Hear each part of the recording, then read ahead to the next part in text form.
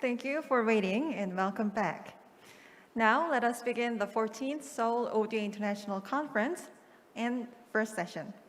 Session 1 will discuss building more resilient health system, and please upload your questions using online question and answer system, Simflow.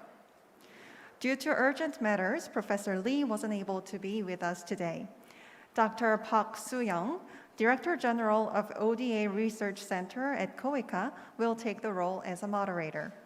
Dr. Park, please proceed with the session from now on. 예, 안녕하십니까? Good afternoon, ladies and gentlemen. We would like to begin the first session of the 14th Seoul ODA International Conference. And the theme of the first session is building a more resilient health system.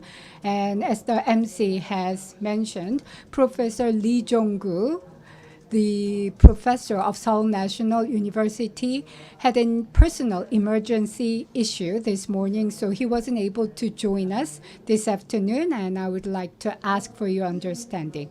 So first of all, let me go over how we are going to carry out this session. We are going to have 15 minutes, and we are going to be listening to 3 speakers, and then we will have a 30-minute discussion with speakers and Q&A session.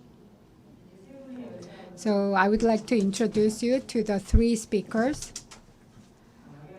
First is Director Maria Nera of Department of Public Health and Environment of WHO. Director Nera is joining us online. Director Chanti Mai Owain of Health Strategy and Policy Institute of Vietnam is also joining us. And also, we are joined by Director General Cho Young-moo, Development Cooperation Bureau of Ministry of Foreign Affairs, is here with us. So we would like to begin the first presentation.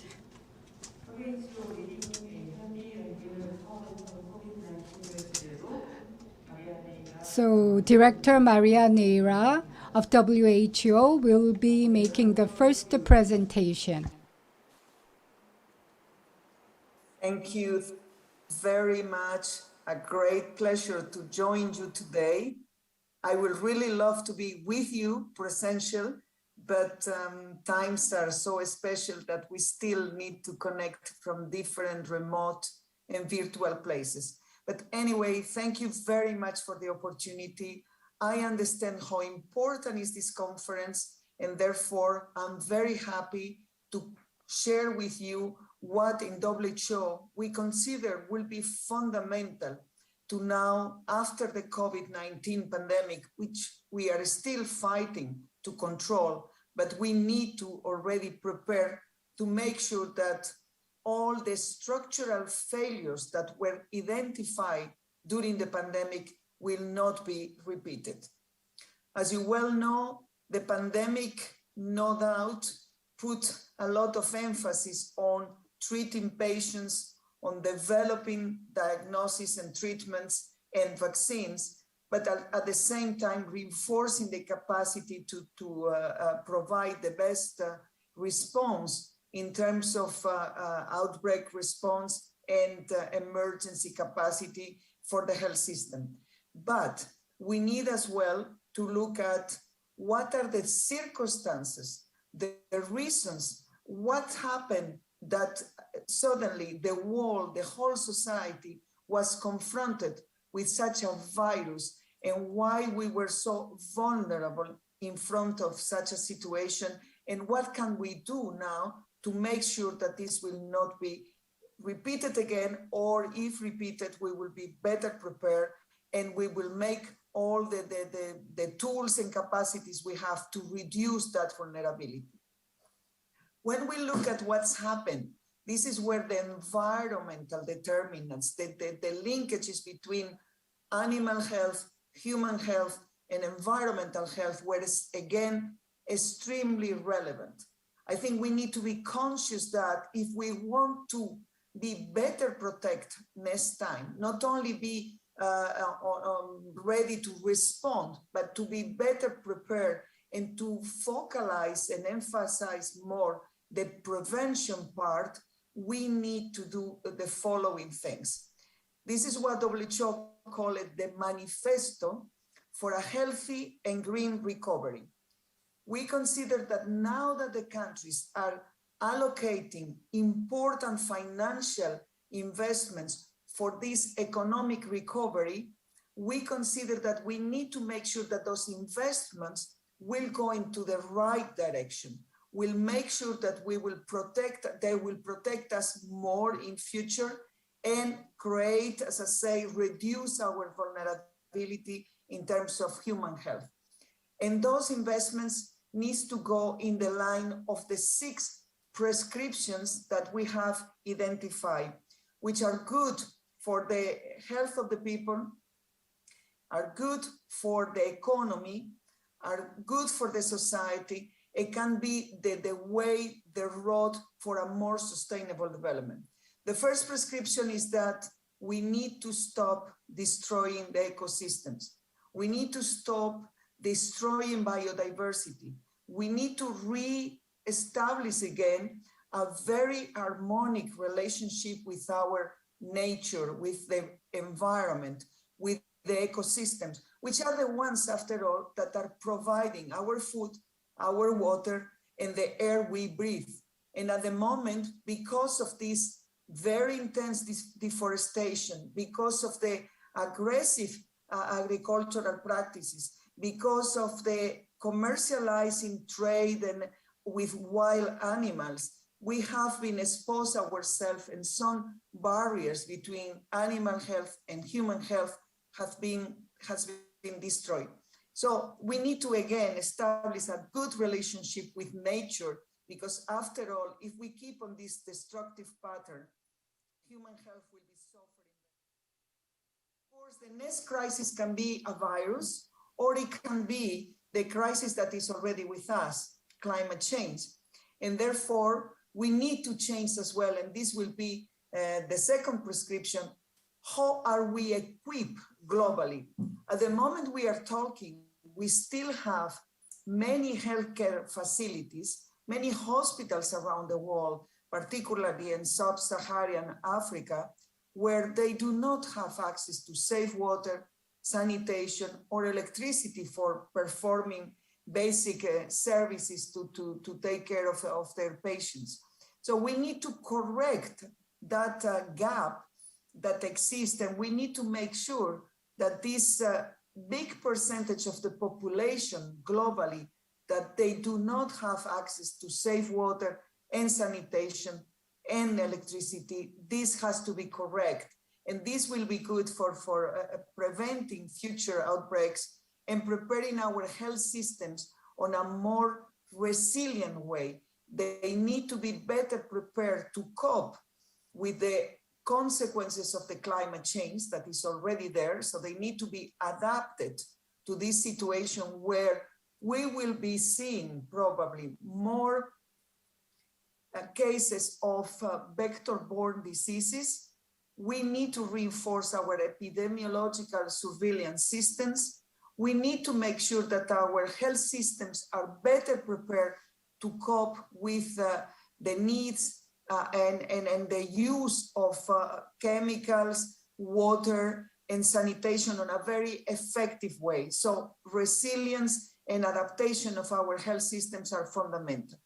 Prescription number 3 will be accelerating access to clean sources of energy, renewable sources of energy. We need to stop using fossil fuels because they are very much responsible for the air pollution that is affecting all of us today, 90% of the global population, and is responsible for more than 7 million premature deaths every year due to exposure to this toxic air that we are breathing. Prescription number 4 will be about our food systems. We need to have a more sustainable production, consumption, distribution, and waste management of our food. And this is something that will be good as well for tackling the causes of climate change, for supporting the nutrition and healthy diets, and as well to make sure that our population will be better prepared for the next crisis. If we can avoid it, will be better, but if not, at least reduce the risk as much as possible.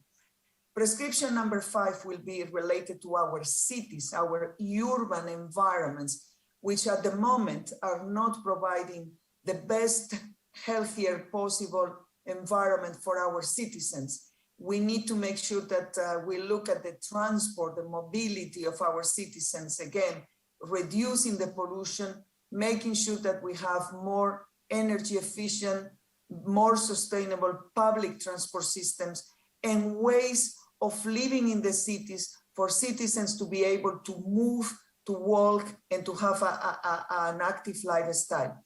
The last prescription will be about subsidies that we are giving to fossil fuels. But let me, on the health systems resilient and making sure that we will have healthier and more and better prepared health systems, at the COP26 in Glasgow this year, there will be 2 important initiatives that the countries will be discussing, and WHO will be leading together with the World Health, with the public health broad community. We will be leading 2 initiatives, and I will invite you to be part of this. One is to make our health systems more resilient, better adapted to the climate change crisis that we are already confronting. And for that, we have developed some guidelines and recommendations on how a health system can be more resilient, better prepared, particularly again in developing countries where they don't have this capacity. And the second initiative, it will be about decarbonizing the health systems. Of course, around the world, in developing countries, we still have hospitals or healthcare facilities that are not contributing at all to the carbon footprint, simply because they don't have any use of energy. They need to access that. But for more developed countries, for rich countries, the health system is contributing almost 10% to the CO2 emissions, to the greenhouse gases emissions. So we can do an effort leading by example as the health system and contribute to decarbonize the health systems. And in this sense, UK government has already committed to zero carbon in 20 years from now. I think it's something that we can do even in less time. And I invite you, all of you, to consider and contribute. It's something that is very rewarding for the health professionals. They are all very committed to engage in such an effort on decarbonizing the health system. It's very rewarding for the hospital managers because it will reduce the cost as well. And it's very rewarding because you will see how much are you contributing as well to decarbonize, to move on a more sustainable world. And again, the health sector leading by example. I will stop here. I hope that this will open the interest for these initiatives. And of course, happy to answer any question and happy as well to support any initiative that will come out from this conference, that I'm sure that there will be many. Thank you very much for your attention. Over.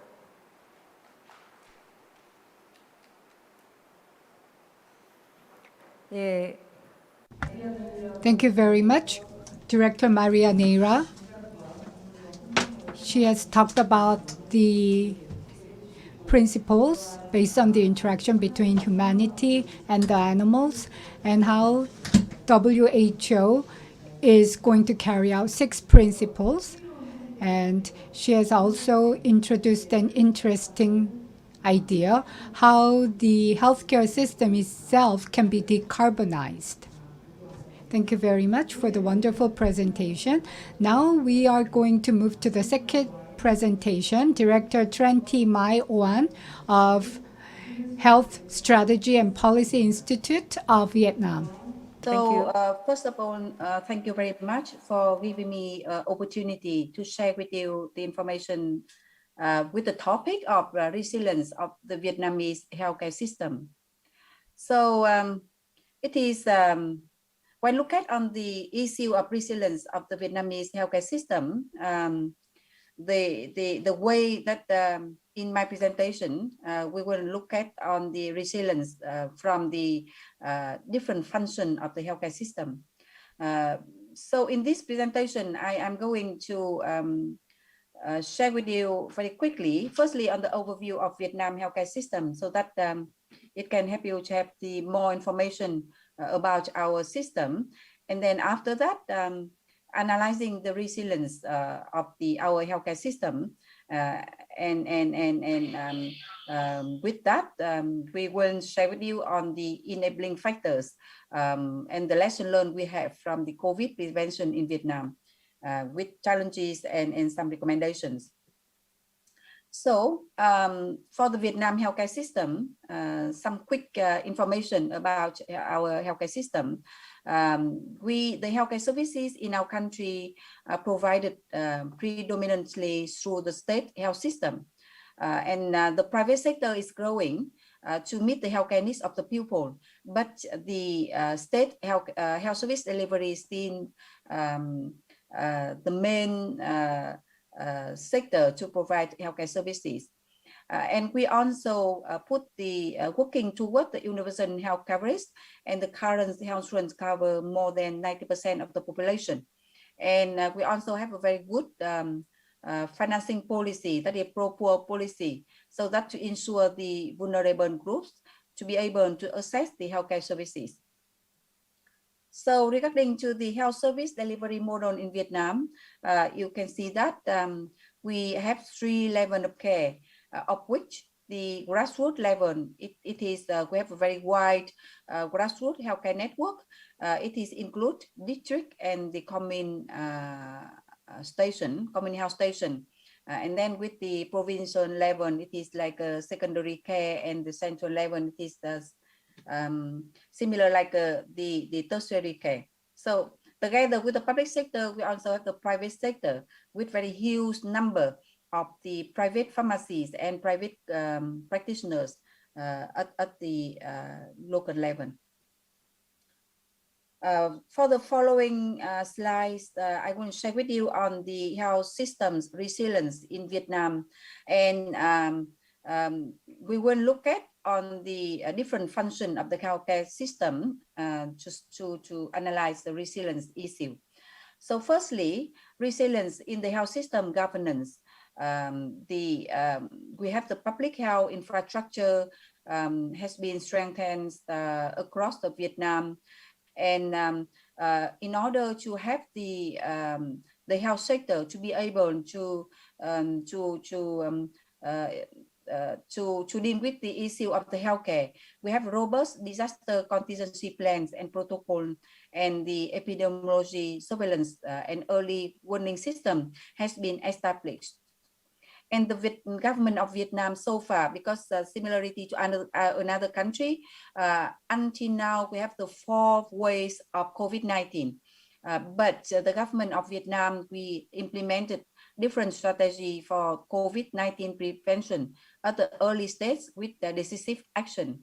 And we have established a national steering committee for COVID-19 control, which has been chaired by the Prime Minister. And at the same time, the Ministry of Health did develop different guidelines, technical guidelines, to disseminate to the local level, to help them, to guide them how to prevent COVID. And so far, I think that Vietnam, we have successful in public communication strategy in dealing with the COVID-19. And in the third wave, we have been very successful with the different strategy, which focusing more on the community communication strategy. So far it is successful with this. In order to make the population to be engaged actively in preventing the pandemic.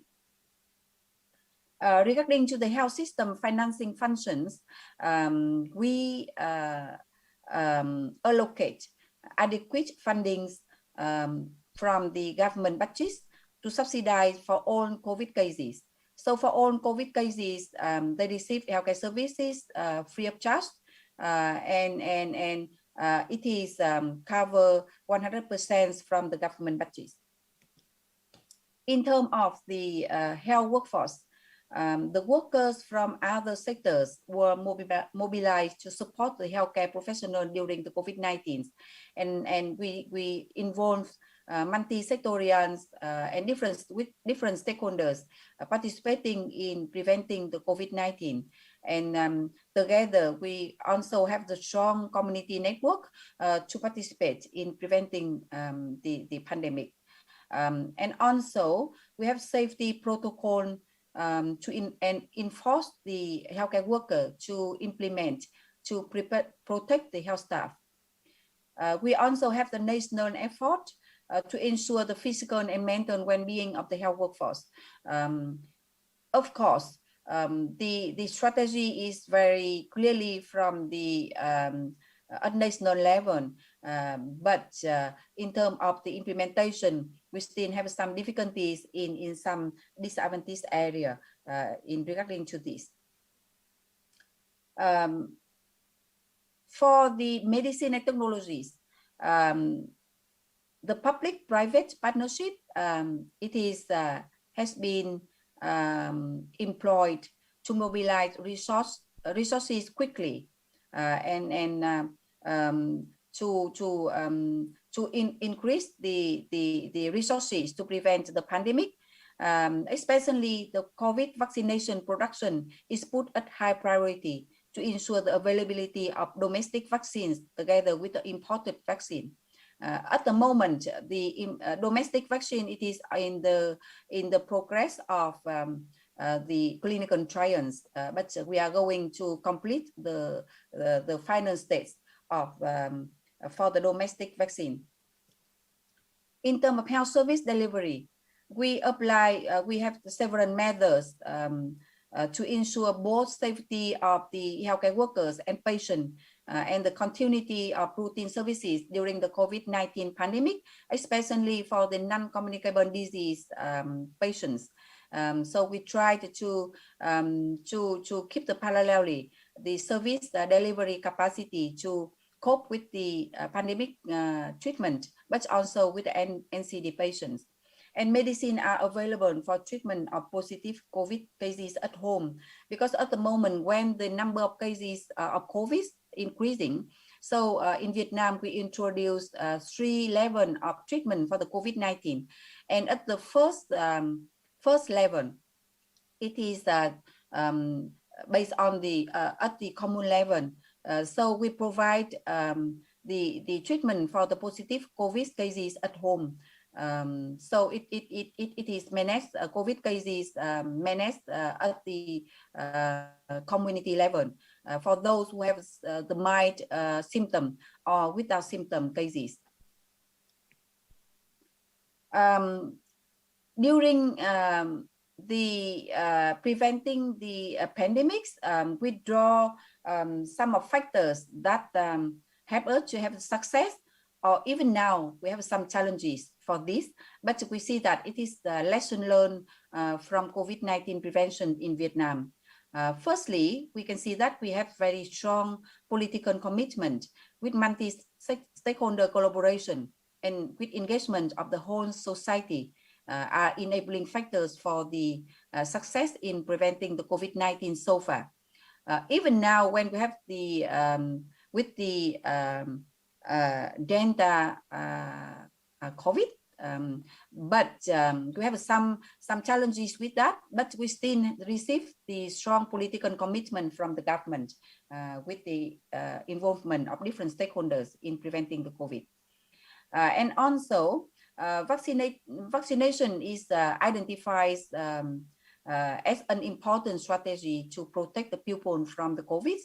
Together with recommended other, we call it is other methods like wearing face mask, and also with the contact tracing and with other with quarantine and with other measures. But vaccination is recognized as the very important strategy. So now we put the high priority, the government put high priority in importing the vaccine and also tried to produce domestic vaccine in the countries. We have to face with many challenges.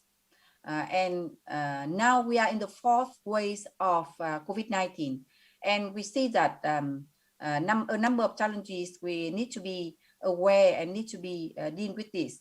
Firstly, the government issue the policies and the guidelines very timely and very comprehensive. But the challenge here is that it is due to the implementation of the developed policy in healthcare. Because it required the strong multi-stakeholder collaboration together with actively engagement of the communities. So there is challenges in raising the people's knowledge in COVID prevention and change their practice. So it is the first challenges. The second challenge, it is that the shortage of health workforce to prevent COVID-19. So there is a need to identify different solutions for the scenario to ensure sufficient health workers. So even now, due to at the tertiary, the third level of the COVID treatment, we have problem of the health workforce when the workload, there is a workload at the third level of COVID treatment. And the other challenge is that the health facility at primary level of care need to improve to be responsible for monitoring COVID-19 cases at home. So 80% of the COVID cases, they have the mild symptoms, and even without symptoms, they are managed at home.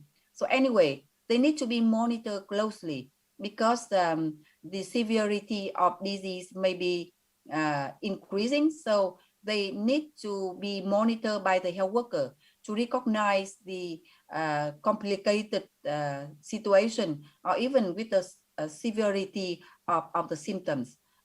So 80% of the COVID cases at the lower level, at the common level, but we need to have a strong primary healthcare worker to monitor the situation of the mild cases, COVID cases in the community. Financing is another issue, another challenges in preventing the COVID-19 pandemic. The most challenge is that how to ensure adequate financial resources for vaccination in Vietnam.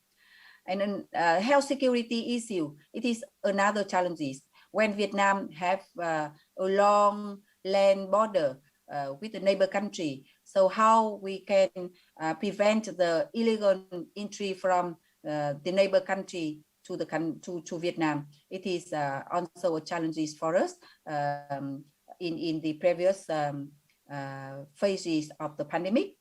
The last challenges here we would like to address is that already mentioned, but I would like to emphasize that the local implementation and the adherence of guidelines need to be improved. As I point out that so far Vietnam ranked as 18 out of 53 economy listed on the Bloomberg COVID resilience ranking by February 2021. But now Vietnam is at the I think it is now it is 50 out of 3 economies, because with the criteria to assess for that based on the vaccination coverage and also with the lockdown severity or flight capacity. So with those indicators, Vietnam become to the lower ranking in this assessment in terms of the COVID resilience ranking. But I think it is more referred to the economic issue. So in order to improve the situations, we see that there are some solutions need to be taken into account. Firstly is that preparedness for pandemic response and recovery. it is should be it should be recognized and improved. How to improve the capacity to respond and recover from the pandemic. The second one is that we need to ensure the sufficient health workers in health facility to provide treatment for the positive cases. And also, we should maintaining and strengthening provision of primary care services, especially for the patient with non-communicable disease, together with pandemic prevention.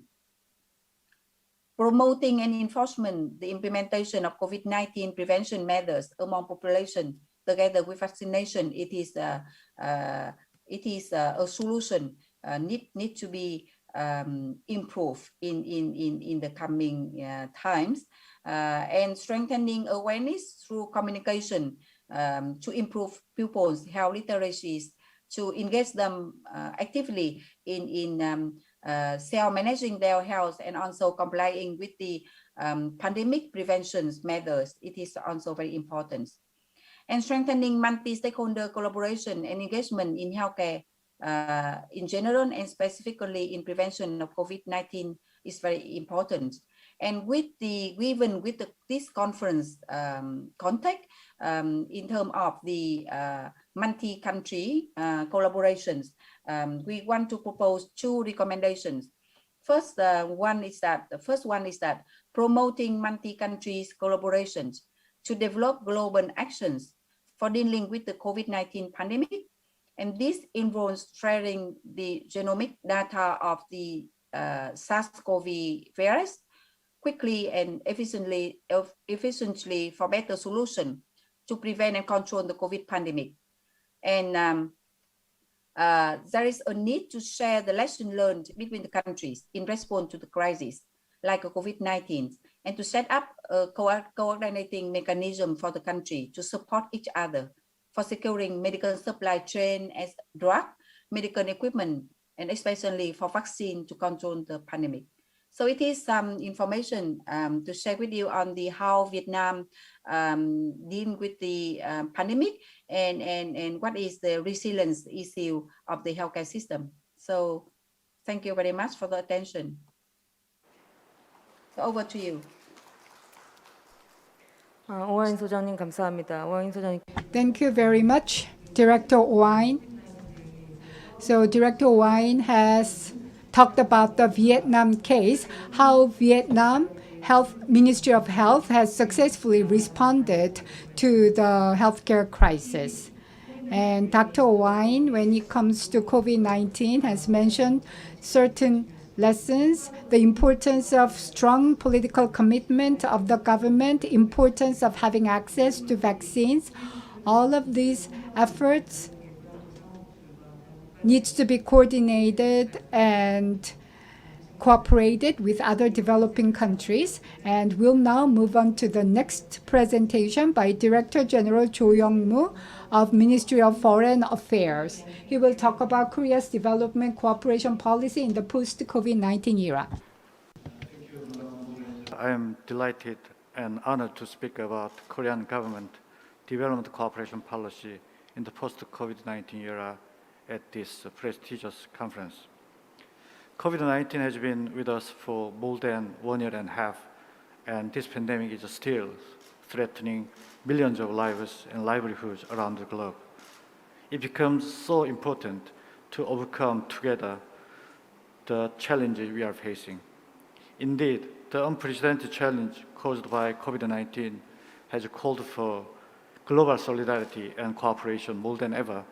Safety for all can only be achieved by pooling resources and knowledge and sharing them. The Korean government has vigorously engaged in international community's effort to fight against the coronavirus and furthermore promote cooperation on global health agenda. The Access to COVID-19 Tools Accelerator, or ACT-A, was launched in April 2020 by the World Health Organization and a range of global partners, including global health institutions. The Korean government has been supporting the activities of the FTA in facilitating the production of vaccines and therapeutics and ensure their equitable distribution. With the projection that it may be years before the entire world gets vaccinated, the key question now is how we can distribute vaccines equitably and rapidly in developing countries. That is why strengthening the global health architecture and multilateral mechanisms such as the COVAX facility is critical. The Korean government is also playing a leading role in the establishment and activities of the group of friends on health issues at the UN, WHO, and UNESCO. They are a group of friends of solidarity for global health security in New York, support group for global infectious disease response in Geneva, and group of friends of solidarity and inclusion with the global citizenship education in Paris. For the leaders of G20 and G7, the COVID-19 pandemic response and recovery from it have been primary concerns and one of the key topics for their discussions. G20 adopted initiative to provide debt relief to developing countries, including debt service suspension initiative, the common framework, and allocation of new SDRs. President Moon Jae-in attended the G7 summit in last June. On that occasion, he has pledged additional contributions of $200 million to the COVAX AMC to support equitable access to vaccines in countries in need. ODA from OECD DAC members hit a record high in 2020 with $161 billion, while they have been experiencing fiscal strains domestically. DAC members are concerned about decline in bilateral and multilateral funding and trying to keep the level of ODA budget and maximize other resources, including private financing. About $12 billion of ODA was spent on COVID-19 related activities last year. Strengthening the resilience of developing countries' health system in order to cope with global challenge is essential to build back better. The era of COVID-19 has shown great uncertainty and complexity of the crisis with economic, social, and environmental elements. There are 4 elements which I think are critical in addressing these global challenges. First is capacity building. A clear lesson from COVID-19 is that a government system is the key to whether we can effectively respond to the pandemic. Strong and properly functioning institutions are critical to build preparedness for and resilience to future crises as well. Second is digital technology. We are witnessing that digital divide between developed and developing countries is widening. We cannot emphasize too much the importance of access to digital technology in the midst of this global crisis. Third is green recovery. The world is facing a double crisis of the COVID-19 pandemic and climate change. By way of tackling the COVID-19 crisis, we needed to consider how to make us more resilient to the threat of climate change. First is a comprehensive approach. COVID-19 has revealed how wide and deep its negative impacts can be. In order to overcome this crisis, we need to take a comprehensive approach, considering economic, social, and environmental aspects.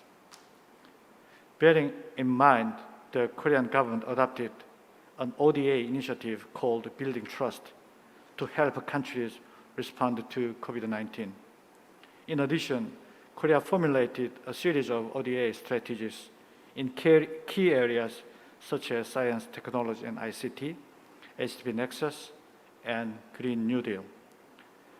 For science, technology, and ICT ODA strategy, building on Korea's strengths in ICT, this strategy aims to mainstream ICT in key ODA sectors such as health, education, and infrastructure, and to improve digital access for the most vulnerable. HDP Next strategy is based on an integrated approach, linking humanitarian assistance, development, and peace in order to address the root causes of humanitarian crisis in countries and contribute to sustainable development and peace. In Green New Deal ODA strategy, Korea aims to expand green and climate-related ODA to support climate mitigation and adaptation in developing countries and to help their transition to low-carbon economy. As I mentioned before, the Korean government launched the ODA Korea Building Trust Initiative, which stands for Transparency, Resilience, Unity, and Safety Together. It is based on a comprehensive approach and provided about $160 million of assistance in 2020. ODA Korea Building Trust comprises of 3 pillars. First, bilateral and multilateral humanitarian assistance. Second, health cooperation building on Korea's experience in disease prevention and control. And third, socio-economic support to mitigate the social and economic impacts. For humanitarian assistance, the Korean government provided $87 million last year. So far, it reaches around $100 million to over 120 countries. In most cases, we have provided with diagnostics and face masks. We took into consideration the situation in partner countries and the vulnerabilities of their health system. Korea has been closely working with international and regional organizations such as WHO, UNICEF, Africa CDC to provide emergency assistance. At the multilateral level, Korea made contributions to the UN Secretary General's COVID-19 Recovery and Response Fund as well. As for health cooperation, the Korean government established the COVID-19 Comprehensive Rapid Response Program and provided $30 million to strengthen our partner countries' health system and their preparedness against infectious disease like COVID-19. The last pillar of the Building Trust Initiative is to mitigate the longer-term social and economic impact, in particular on vulnerable groups. In this pillar, the Korean government has adjusted the existing development cooperation project, given the spread of COVID-19, to support digital education, vocational training, livelihood support, food and nutrition, wash, and so on. As one of the first countries hit by COVID-19, the Korean government has received numerous requests from many countries to share our experience in responding to COVID-19. The Korean government established the Inter-Ministerial Task Force on International Cooperation for this purpose and conducted a range of knowledge-sharing activities, including a series of webinars to share our experience on a variety of topics ranging from immigration and border control to elections.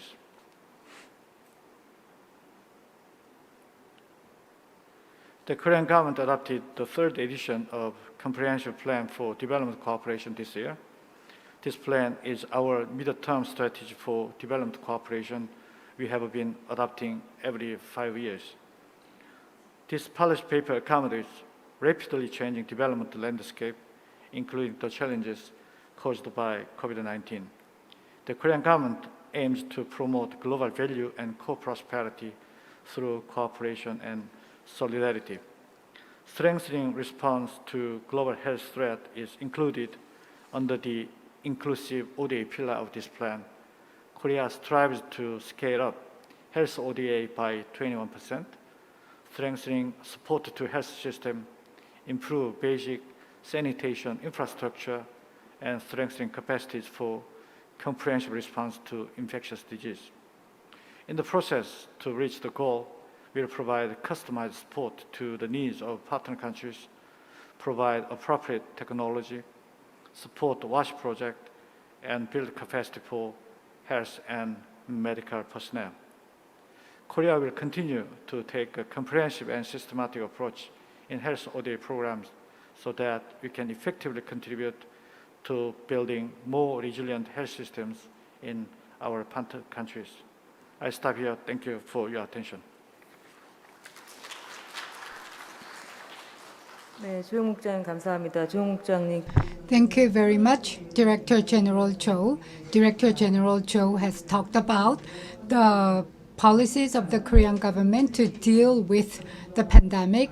First, to promote fair distribution of vaccines, and the Korean government is working closely with international agencies, and based on trust principles, we have to both carry out healthcare and humanitarian support along with the economic development support.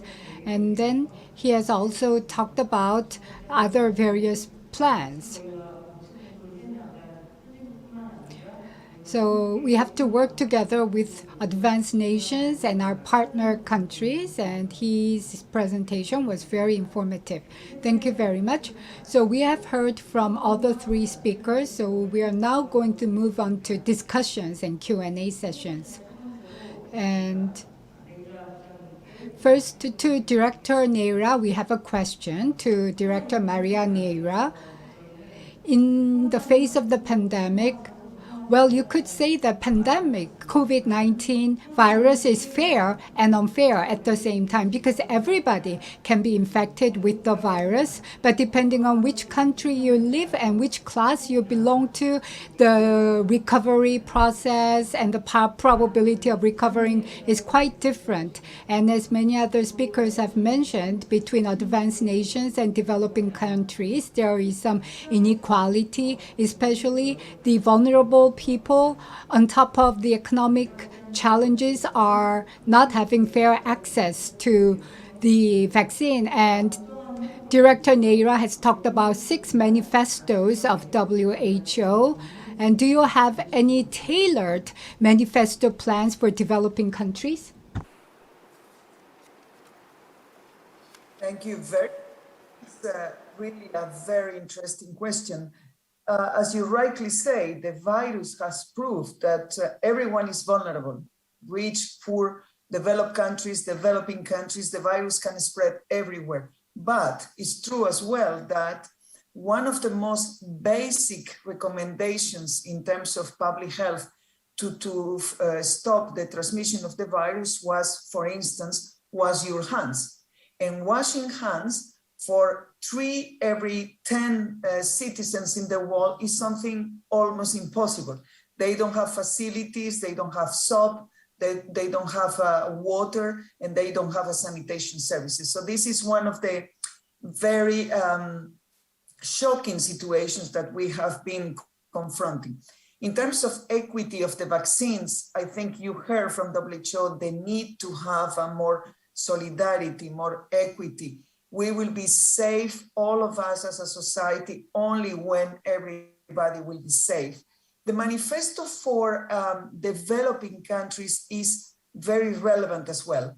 Many countries in developing, in less favorable economic circumstances, they need to prioritize their interventions. They need to make sure that they will invest where they will be protecting their population at most.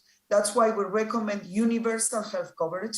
That is clearly one of the best investments ever.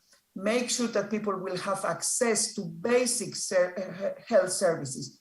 These have proved everywhere around the world that is probably the best investment. So investing on universal health coverage, investing on basic services like water, sanitation, and waste management and hygiene, and making sure that they do this transition if they need to do a transition, or they do good investments on clean sources of energy. The access to clean sources of energy will be fundamental for those developing countries that they are now, they have the possibility to take decisions that looking at what was wrong in other countries. And I think our model somehow was wrong in certain aspects, and they can be now more more on a sustainable development pattern. They can look at the cities we have developed, and they can learn from the wars and make sure that they will not repeat it. Issues like solar energy for developing countries will be a logic investment. But of course, for us, the priority will be, as I say, universal health coverage, making sure that the health professionals are properly trained, capacity building, and engaged and receiving a financial support to develop their work. And then social services and social protection for all. And that will be probably together with the sustainable development, the manifesto that we will preconize and the prescriptions we will propose.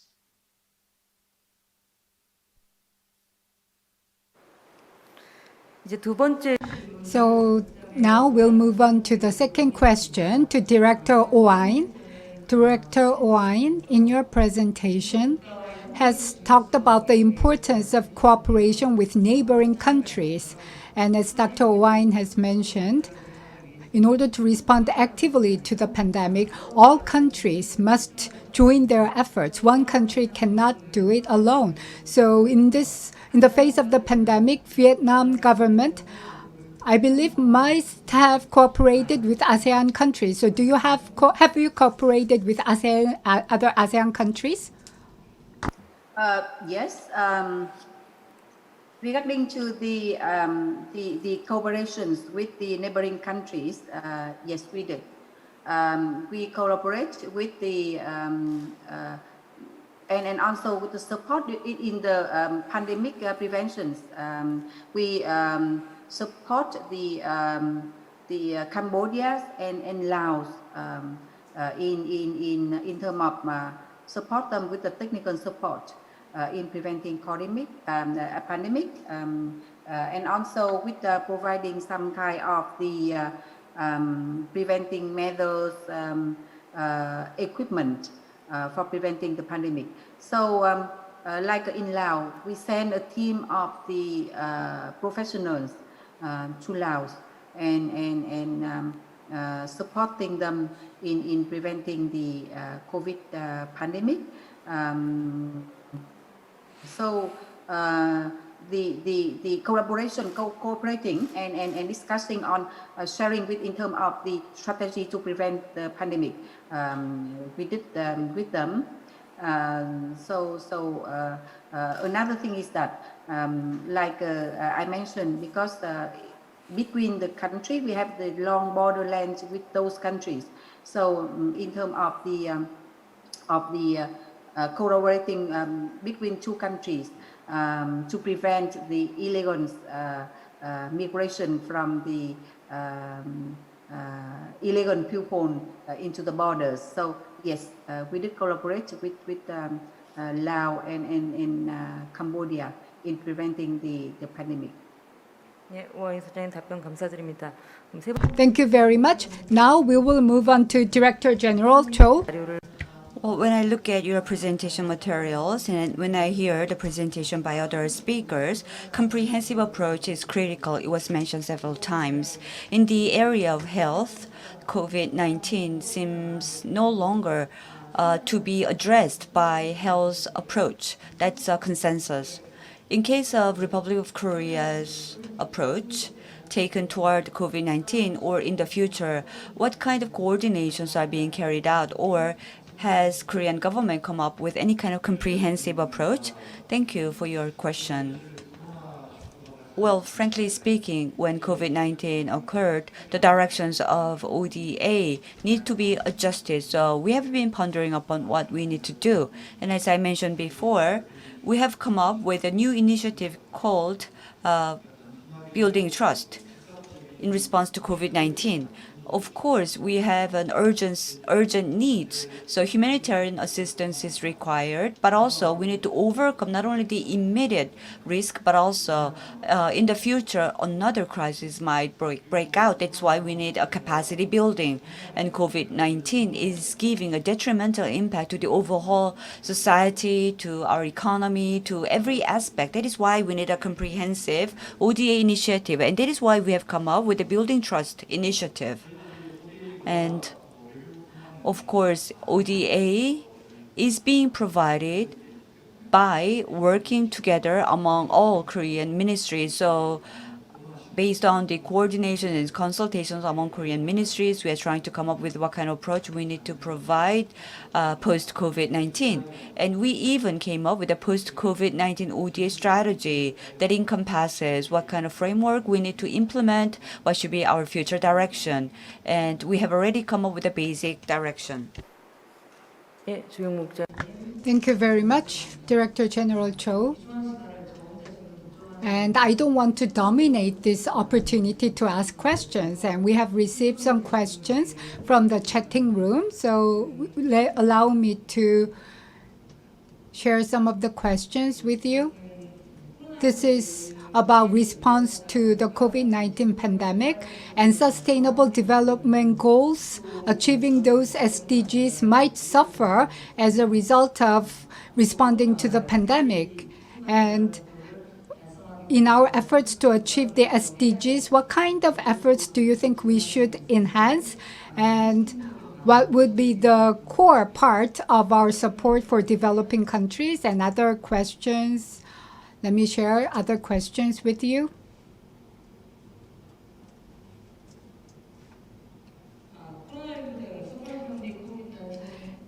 And in the face of COVID-19 pandemic,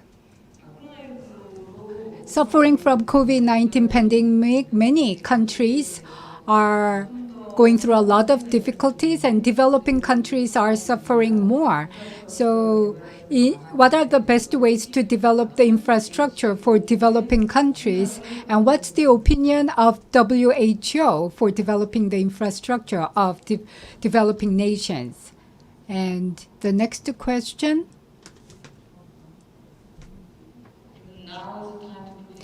Says, 로 시작하는 질문인데요. 이제 세계 곳곳 now is the time to prepare for with corona, because we might have to live with corona for much longer than we want. So what would be the strategy for living with corona?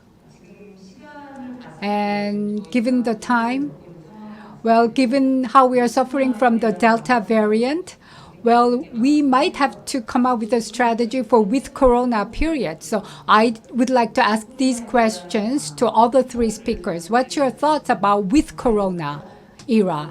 So first, Director Nera. Thank you.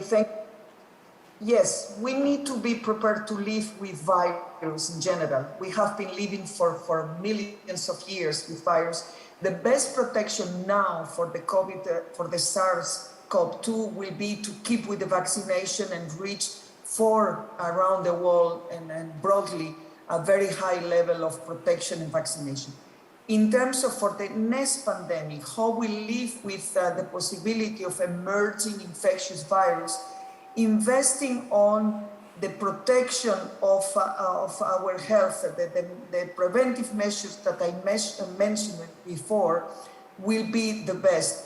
The Sustainable Development Goals, most of them are investments that will protect and reduce the risk for this type of outbreaks, because it will be investing on water, it will be investing on food, it will be investing on health systems and sanitation and in education. So I think that will be a big response to that. Investing on the Sustainable Development Goals is still one of the best barriers to prevent for other viruses, other crises to spread.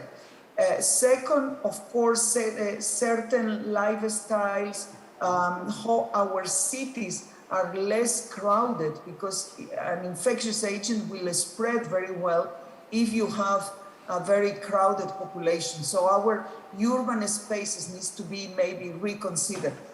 As I say, the issue of interlinkages between human health, animal health, and environmental health are crucial and critical. So we have to stop destroying and polluting the environment. We are polluting the air we breathe, we pollute the food.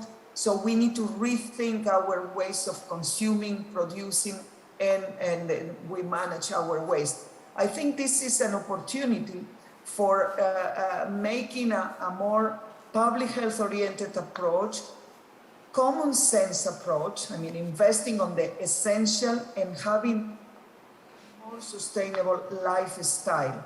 And this starts with the sources of energy, with our agricultural practices, our cities, how are they built and how are they protecting us, and then the education in terms of public health on our population. I think we need to focus not only on one virus, but on creating the best possible healthy environment for our population. If we create healthy environments, if we reduce environmental risk, we can reduce 25% of the mortality today.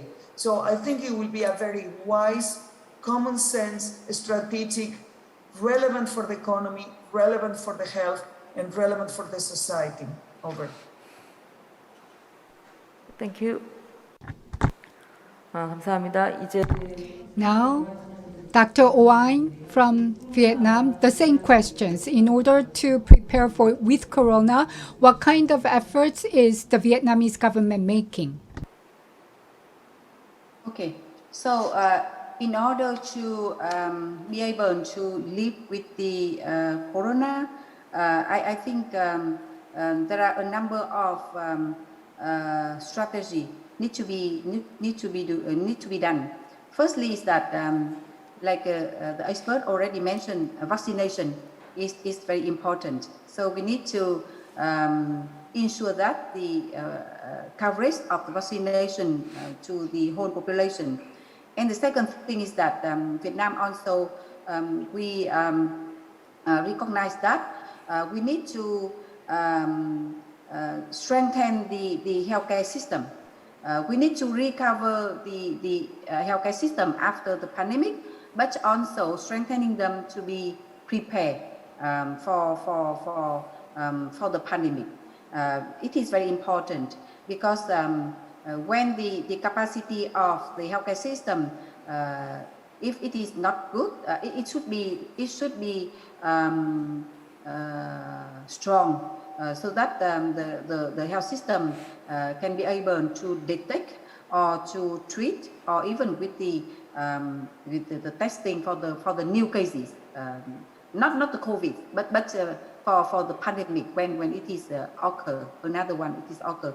So strengthening the healthcare system, it is very important, but we should focus both at the primary healthcare level and also at the hospital level as well, because we see with the COVID-19 pandemic, we also need to have a strong the preventive system, and public health system, but we also need to have a strong the curative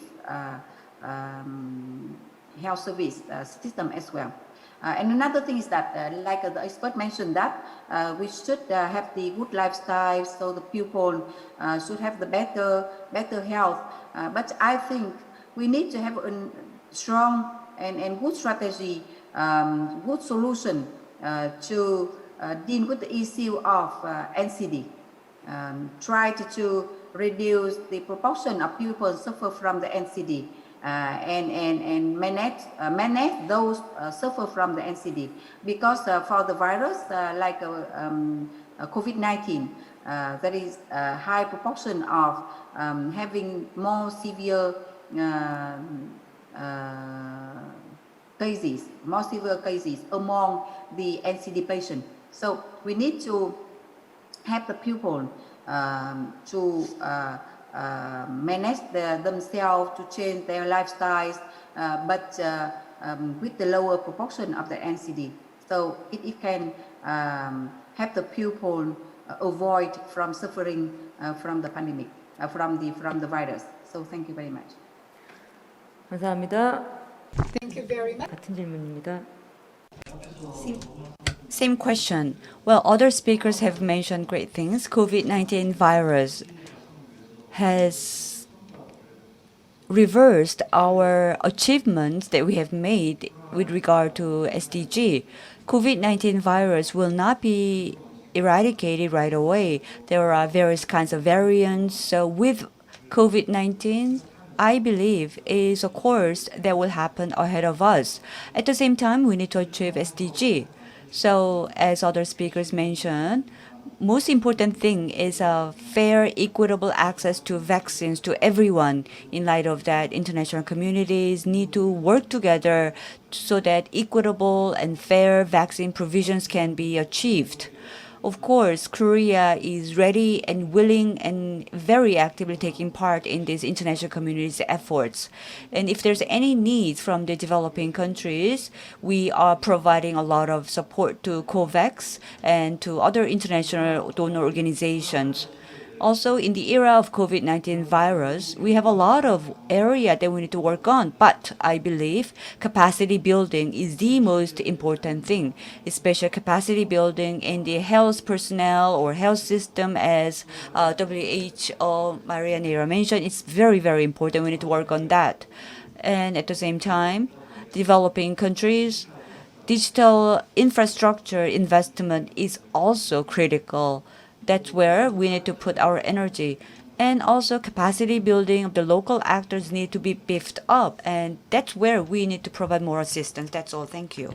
예, Thank you very much, Director General Cho. I think we have about 9 minutes remaining. And before we wrap up, I would like to point out one question that many people have asked, and that would be my last question. And this is a question to Director Nera, and many people in the audience has said because of the COVID-19, the financial pressure is increasing. And under such difficult financial situation, how can we most effectively realize SDG?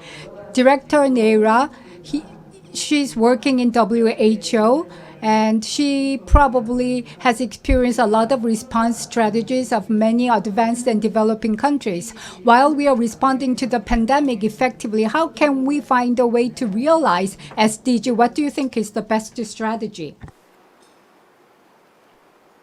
Thank you. A very challenging and important question. I think that while the world is fighting the virus, is responding as a firefighter, we need to, again, start to prepare for repairing the structural failures that we have identified on our way of living, consuming, and producing. I think that's why we did those 6 prescriptions under the manifesto, because for us is the best way now to use all of these fantastic, phenomenal financial investment that the governments are injecting into the economies for the recovery after COVID-19. And those investments need to go into the right direction. For instance, I don't think it will be good for human health to use still our taxpayers' money to give subsidies to fossil fuels, because those fossil fuels will generate diseases that will cost to our societies a lot of money and suffering, of course. We need to invest on better food systems from the beginning to the end, and local growth, green economy, sustainable patterns. At the moment, we are sending to the waste 1/3 of the food we are producing. So I think investing on the basic pillars of health, of human health, food, water, energy, shelter, cities, and the way we interact with the ecosystems, that will be the best investment. maintaining our cooperation with developing countries, but as well changing in the developed countries, changing that way of living, engaging, producing, consuming, and the patterns we have for a better development. We need to convince our society that this is good for their lungs, it's good for their health, and it's good for the economy, and it will help us to be better prepared for any future virus crisis or bacteria or climate change or whatever the crisis will be. We need to invest on creating the basis for a solid, better and more protected health environments. Over. 감사합니다. Thank you very much, Director Nera. So in the first session, we have talked about ways of building a more resilient health system. So we've heard from Director Nera from WHO, and she has said that pandemics is not just a healthcare crisis for the humanity, it's also an environmental crisis and crisis for the animals. And as a countermeasure, we need to restore our nature, create sustainable cities, and utilize renewable, eco-friendly energy, and provide equitable access to basic infrastructure to everyone. So based on the strategic direction, Director Wine has talked about Vietnamese case, how they have engaged in activities and strategies to overcome the pandemic. And Director General Cho has talked about how the Korean government has shared its knowledge and experience with other countries. So I would like to, before I conclude, for developing and advanced countries around the world, and it was a great insight into the opinions of international organizations, developing countries, advanced countries, and I would like to thank everyone and everyone in the audience joining us online, offline, and thank you, the panelists. Thank you very much, and this is the end of the first session. Thank you. On behalf of everyone here, I would like to thank Dr. Park and speakers of session 1. We will now take a 20-minute break and start session 2 at 7:40, which will discuss achieving greener recovery. We also look forward to your continued participation for the next session. Thank you.